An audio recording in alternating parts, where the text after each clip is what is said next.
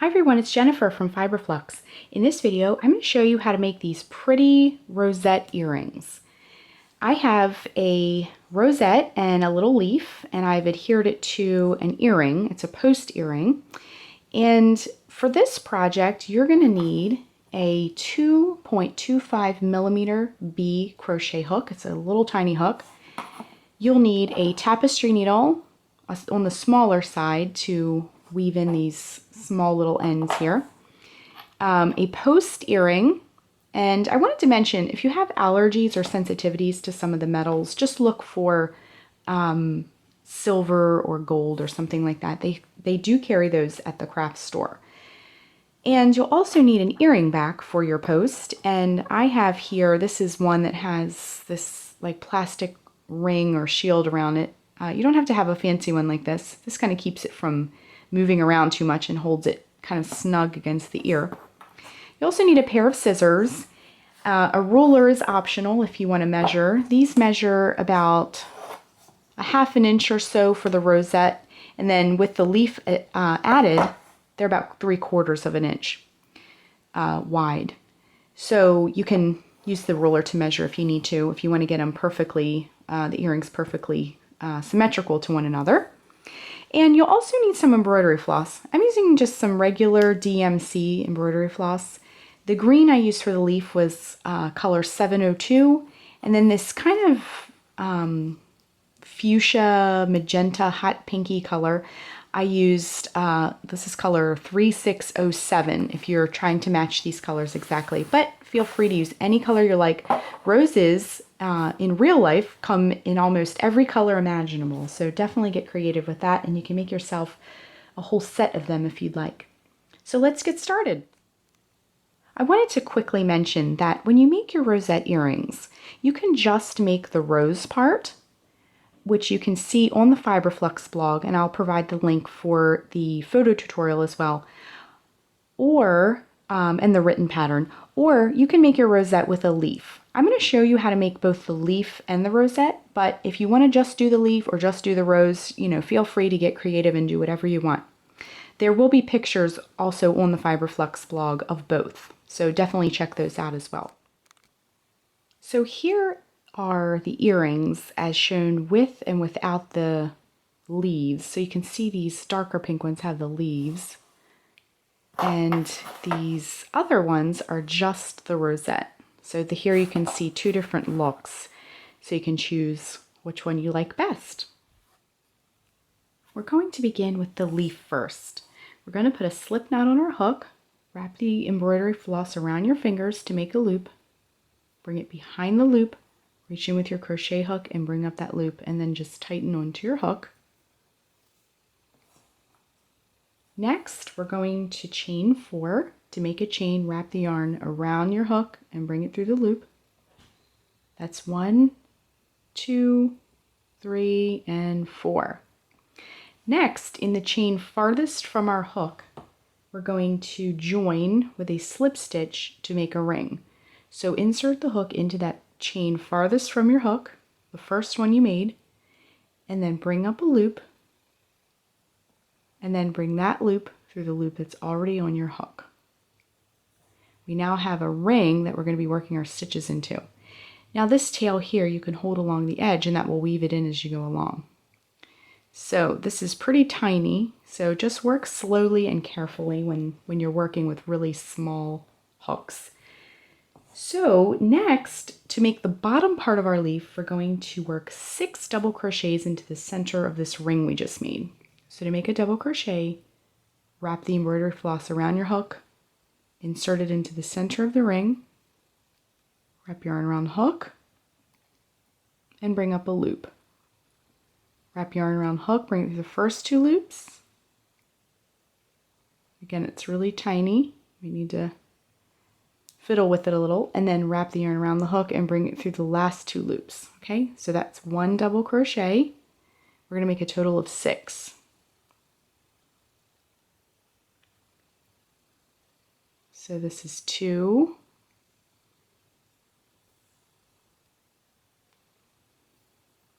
Again, we're holding that tail. 3.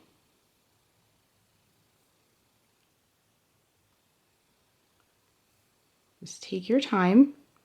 4,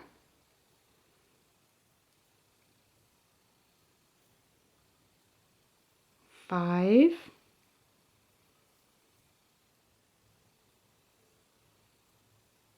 let's try that again. There we go. 5 and 6.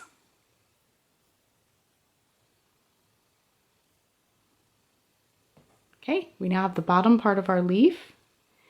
Next, we're going to, if you need to push these stitches back a little bit to help give some space to your ring, that's okay too. So next, while still holding this tail along the edges we're going to work 4 single crochets. So insert the hook into the center of the ring and bring up a loop. Wrap yarn around the hook, bring it through both loops. That's a single crochet. We're going to do a total of 4. So that's 1, 2, 3, and 4. And again, if you need to push these stitches aside to give yourself more room to work, that's perfectly fine. So let's get a little bit more embroidery floss. Okay, to make the top point of our leaf, we're going to work a treble crochet. So to make a treble crochet, wrap the embroidery floss around your hook 2 times, insert into the center of the ring, bring up a loop. Wrap yarn around the hook, bring it through the first 2 loops on your hook. Wrap yarn around the hook, bring it through the next 2 loops. Wrap yarn around the hook, bring it through the last 2 loops. We now have the top point of our leaf. Then to finish our leaf, to come back down the side, we're going to work 4 single crochets again. So that's 1, 2,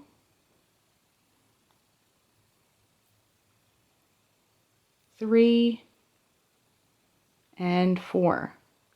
To finish the leaf, we need to join with a slip stitch to close the round.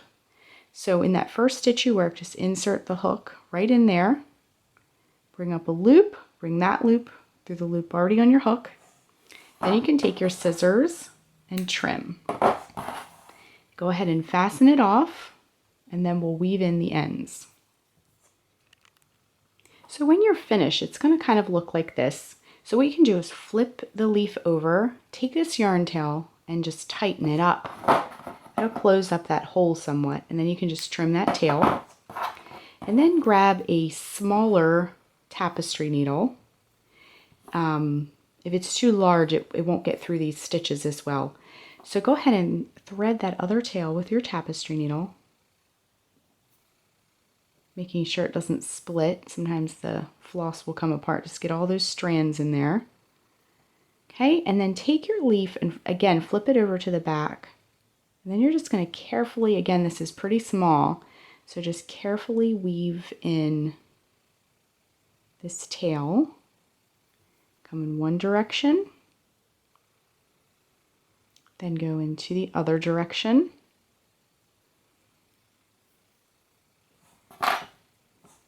And then trim. Now these really small 1 round pieces you have to usually shape up when you're finished. So you can like kind of pinch the top of this leaf, kind of shape the bottom up a little bit. Now our rosette is going to sit on top of this leaf, so some of this will be hidden, but you still want to shape it up and make sure it looks nice. So our leaf is complete. We're going to make the rose part next. Now I wanted to also mention I'm going to be doing 1 leaf, just kind of sticking off to the side here. But if you want to do lots of leaves, definitely feel free to do that. Just be sure that it doesn't get too bulky. You don't want to do too many leaves or the earring will start to, if an earring is too heavy or bulky, it might, when you're wearing it, it might tip forward a little bit with the weight. So just try and keep it nice and light. So I'm going to just do 1 leaf. But again, if you want multiple leaves, definitely feel free to do that. So we're going to do the rose next. So I'm just going to get some of this pink yarn, and you can do any color you want. You could do a pretty yellow rose. I think that stands for friendship or something like that. You could do a white rose for a special occasion. You could do a red rose, a classic red rose. So it's totally up to you. So what you're going to do to make the rose, we'll just put our leaf aside, is we're going to put a slip knot on our hook again, like we did before. And just tighten. Okay, so we're not going to weave this tail in because that tail is going to help us out later when we sew the rose together. What we're going to be making is a curlicue, and then it'll coil together, and then we'll just put a few well-placed stitches just to tack it together. So to begin your rose, you're going to chain 6. 1, 2, 3, 4, 5, and 6. And again, like I mentioned before, you'll want to work slowly when working with a tiny hook like this. And also the embroidery floss is mostly classically used for cross stitching. And a lot of times when people cross stitch, they'll pull the plies apart on purpose to make finer stitches. So when you're crocheting with embroidery floss, a lot of times these plies can come apart. So just work slowly and carefully and try and keep it all together. Okay, so what we're going to do next is in this second chain from the hook here, we're going to work 3 double crochets. So to make a double crochet, wrap the yarn around the hook, insert into that second chain from your hook. Wrap yarn around hook, bring through the first 2 loops. Wrap yarn around hook, bring through the last 2 loops. So we're going to do 3 double crochets into that first chain. Now, if you are a seasoned veteran in crochet, normally we work in the 3rd or 4th chain from the hook when we're doing double crochet. But I want to get this first little rose edge nice and tight looking. So that's why we're working into the second chain. Normally you work into the second chain from the hook when you're doing single crochet. But we're bending the rules a little bit to get that petal nice and smooth. Okay, so do the same thing in the next chain and in every chain across. So you're just going to work 3 double crochets into the next chain. And you'll notice almost right away that these rose petals will be curling up as you work. It's kind of instant gratification as you're crocheting. You start to see it almost right away. And what's happening when you're working is that you're putting a lot of stitches into a small space. So what's happening is these chains and these stitches are getting very crowded. And what happens is it starts to fold in on itself and coil up because everything's crowded together, which is a good thing in this case. Okay, so we're just working 3 double crochets into the center, into the, each chain. So that was 3. And my embroidery floss is sneaking over. Okay, so we're just going to continue with the next chain. So 1, 2, and 3. We're getting towards the end here. Okay. And then in that last chain, you'll also do 3 double crochets. Okay, so we're just going to finish up our rows here. I have the very last chain, and again, we worked 3 double crochets in each chain all the way across. I'm just doing that very last chain to finish off our rows. Again, we're working slowly and carefully to avoid our embroidery floss from splitting. Okay, so once you're finished, it's going to kind of look like crumply and curly. But we're going to straighten all that out in just a minute. So what you're going to do is just cut the floss and then just fasten it off.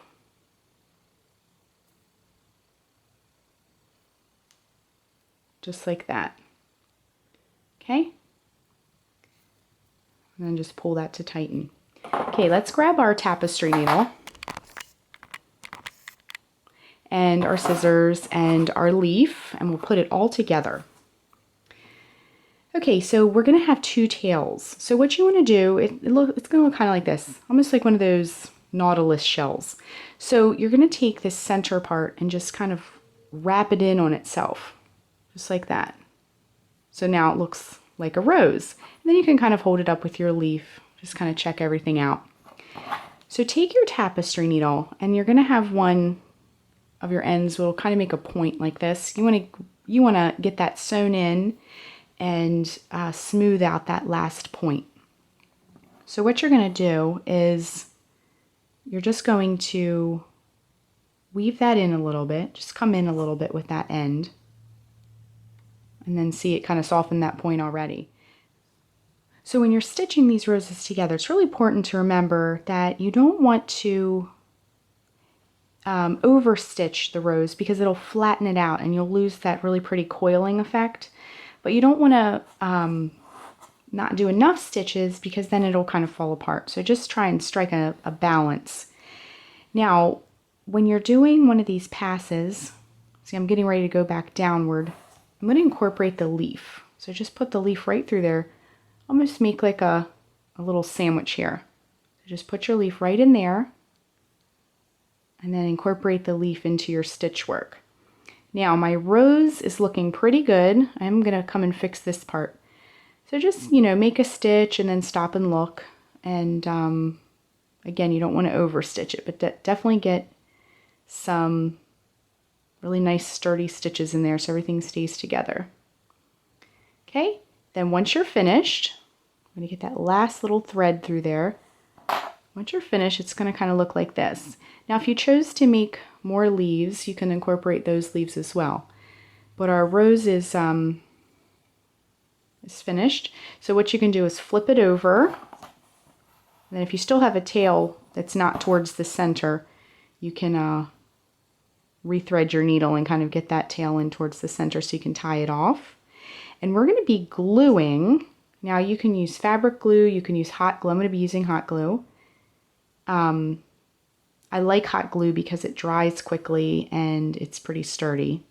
And it really, really sticks to fabric and yarn and thread and things very well.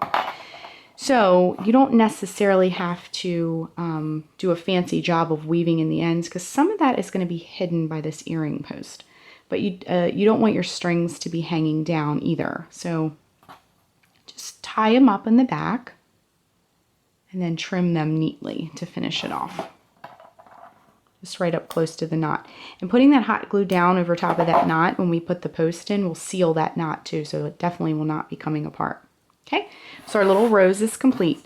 Now we're going to grab our hot glue gun. We have our earring post and an earring backing that we're going to be adding. I like to put the earring backing on first, just so I don't have to fiddle with it when it's cooling, and it gives it a little something to sit on. So you can use regular backs. I have these plastic, they almost have like a shield around them, and that keeps it from drooping or wiggling around too much. It keeps it nice and secure against the back of the earlobe. So we're going to get our hot glue gun and continue. So I have my hot glue gun out. I just want to kind of shape everything up before I proceed. So here's our earring back. And what I would recommend is whenever you're gluing something to, some thread or yarn, anything that's fabricy or fuzzy, you'll want to put the glue on the hard surface. You can end up with a fuzzy, stringy mess if you try and put the glue right on here. So I would recommend putting the glue onto the earring backing, just like that. You don't need a very big blob, just a little bit. And then put it right onto the back of our earring. And then you can just kind of hold it in place for a second, let it cool off. Hot glue dries and cools off pretty quickly. So again, you can just shape it up. And our little rosette earring is complete. So it has a little leaf. Now you can omit the leaf if you're not into the leaf, or you can leave it on there. So our earring is complete. And then you'll want to repeat the same thing for the other side, and you'll have a set. So thanks so much for watching, and be sure and click the subscribe button to get all the latest Fiberflux video updates. Thanks again.